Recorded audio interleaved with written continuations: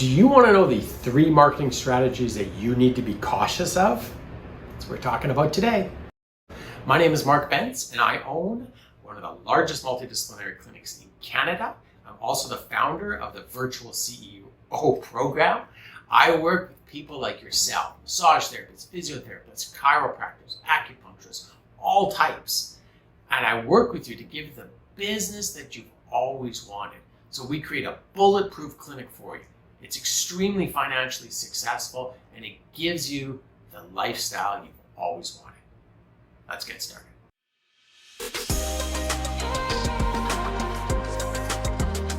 The first marketing strategy that you got to be cautious of, and boy, let me tell you, it's in your inbox all the time. And here it is. It's people marketing you. You get those emails.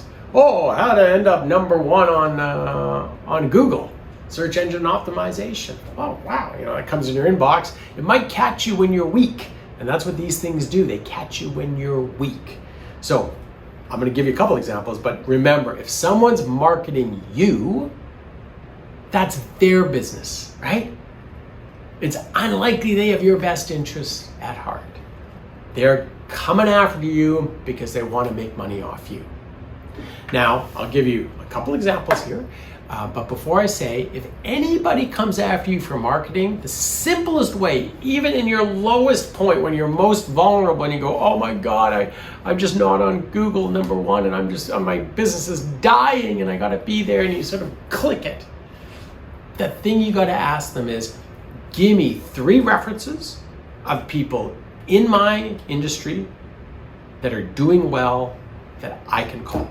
And if you can't call them and make a personal connection with them, kill it. These people are marketing you to make money. They're not marketing you to help. And you're going to hear a whole bunch of nonsense around it. Oh, it's, what is it? It's personal information. I can't pass that on. Cool.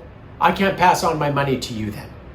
Sorry, it's personal. My money, I ain't giving it to you because you're marketing me. And it's a good chance if I can't personally contact someone that this strategy doesn't work. So that's the number 1 way. If you're vulnerable, ask them for 3 references. If it's not in your exact business, you can't talk to them, kill the idea. Okay, so I'll give you a couple more examples. The first one was the SEO. It's classic. I always get them. Second thing is we get this on occasion. So we're in downtown Vancouver and people go, oh, it'll be an email. I don't know why I have my hand up because that's not the internet. But if it's an email, you get this thing and it says, oh, we'd love to feature you in our magazine.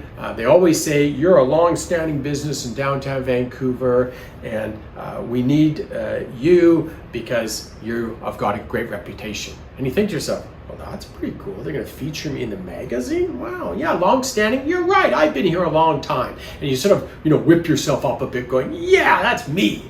And then you make the call or click on it, whatever the case may be. And they go, yeah, we put out this magazine in different hotels and extremely popular. And we only work on a few select businesses like yours. So they're feeding your ego. Watch out when your ego gets fed by someone you don't know. And then you go, oh, well, that'd be kind of cool too. Okay, I could put this there. You're gonna write an article or put an ad in there for me. Thanks. Boom. Next thing they say is that'll only cost $600. And you go, oh God, of course. Why did I fall for this? Because when they first contact you in an email or by phone call, they don't mention the price. There's no talk about there's going to be a charge.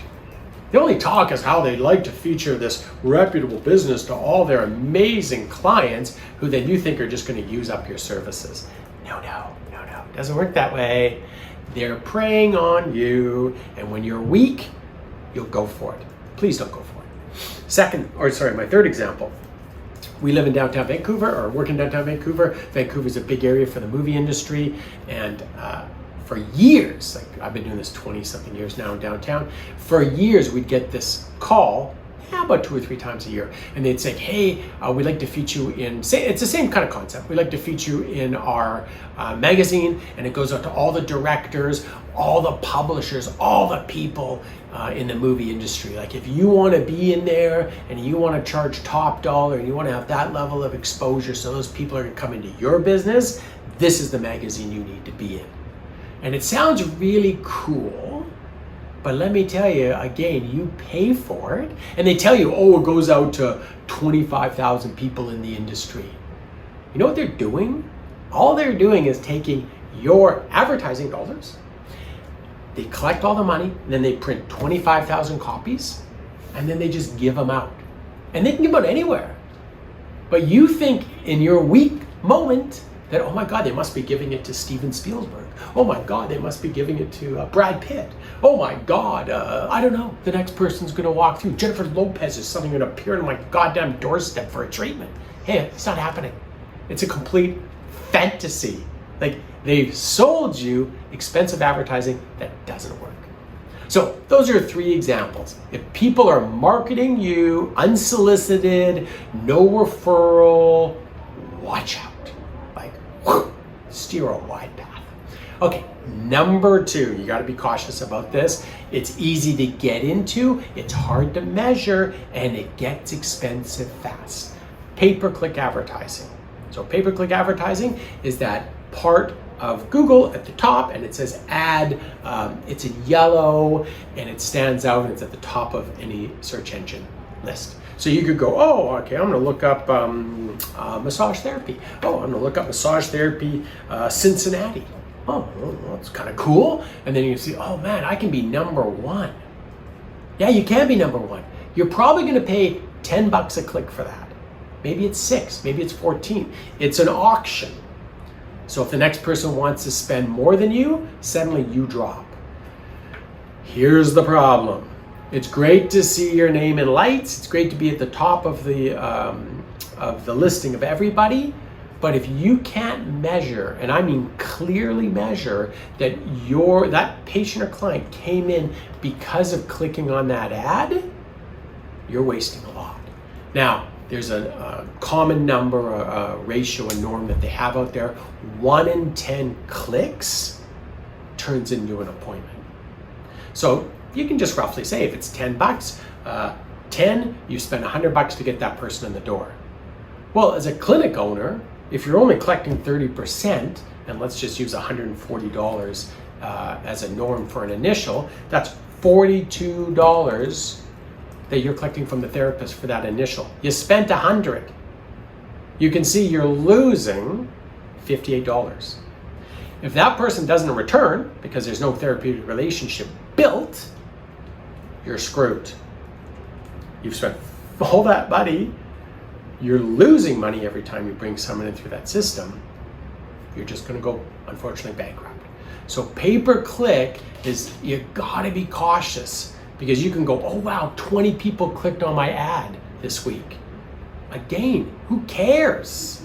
If you can't track that person back and know for sure that they came as a result, 20 times 10 is $200.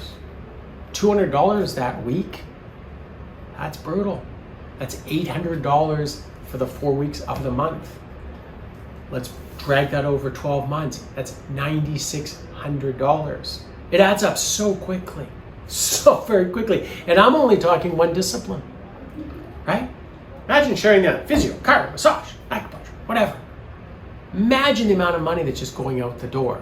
So please be cautious. You have to be able to measure that click to them coming in. And it's not easy. They make it hard because they don't want you to be able to connect the two. So number 2, pay-per-click. Be so cautious. It can work, but I assure you, it can also be very expensive and not work at all. Number 3, and this is another one you can get so caught up in because, oh, you saw this, and typically you see it on the internet. So here it is, fad marketing. So So it wasn't that long ago. It was like, oh, Facebook ads, man, you've got to be on Facebook. If your clinic's not on Facebook, man, you're nobody. And yeah, sure, Facebook is an indicator for, say, local results, your Google My Business listing. Sure, it's an indicator for your clients to see you there. But let me tell you, if you're putting Facebook ads up, and again, you're not tracking it, you're spending hundreds and hundreds of dollars, and you're not seeing the results. So I'm not telling you to not do it. I'm telling you to be cautious. And so really important, if you want to do it, go put it up, but figure out how you can track it all the way down to the appointment. So maybe they fill out a form. Maybe they're responding to a niche area of your business, like a running assessment or a sciatica assessment, whatever it is. It's got to be trackable to that ad. Again, it goes back to the treatment. And then you got to track that initial treatment to average number of treatments came out of that one marketing initiative. Again, very important. This is how you're spending your money. So fad, people go crazy. TikTok, you got to be on TikTok. TikTok? Are you crazy? You're a little clinic. You're a clinic we're a clinic in downtown Vancouver. What the hell do I need to be on TikTok for? It's insane. You can spend your money doing it. You can whip yourself up to a frenzy thinking it's going to work for you. I'd love to know how. I'm not saying it's not going to happen, but boy, let me tell you, be cautious, because I don't get how being on TikTok funnels enough people to your practice to make that time worth it. Now, if you love TikTok, maybe you're a TikTok fanatic and it's your dream to be on TikTok. Okay, cool, man. It's fulfilling some need for you. Go for it. But don't be delusional. Don't think that, oh my God, my appearance on TikTok is going to make a difference, or I'm going to start tweeting on Twitter. Like tweeting on Twitter? Come on. Like, I don't know. You're going to have to spend a lot of time tweeting on Twitter to figure out the audience, to figure out, did they come in because of your tweet and how? And if that person even came in, did they actually rebook? Like, and it's endless, man. Like, I'm just talking Twitter, Facebook, TikTok. I don't know what the next thing is, but I assure you it's coming to you. And you're seeing it because you're on the internet and you're going, oh my God, my competition is there. Let me tell you, look at it over the long term. If your competition's there over the long term, maybe they're that clinic owner that's just not paying attention to the bottom line, right? But you're thinking, oh my God, I'm missing out, and it's getting you at a vulnerable moment. You're like, oh my God, I'm slow. I gotta be in these places. Please don't. Don't be vulnerable. If you're getting low, you're freaked out, send me a message. I will give you way better strategies to create a way better outcome in your practice than you going off, tweeting on Twitter, bouncing around on TikTok, or running these Facebook ads that, they create a lot of money out of your pockets. So today, guys, those are the three things you need to be cautious about. I've included in the notes my most underrated marketing strategy. That is there for you right below there, guys. Click on it, because that's going to help you when you're vulnerable. I don't want you to fall into the trap of people preying on you with their marketing, you jumping onto pay-per-click and spending money that you can never track, you going off into some never land with all these other fad marketing attempts. So please click on that link below, learn about it. It is so useful. Like I'm telling you, so useful for your business. You're a local business in a local area, and that's what you need to focus on. So guys, love to hear about your success. Get out there and take action, and we'll see you in the next video.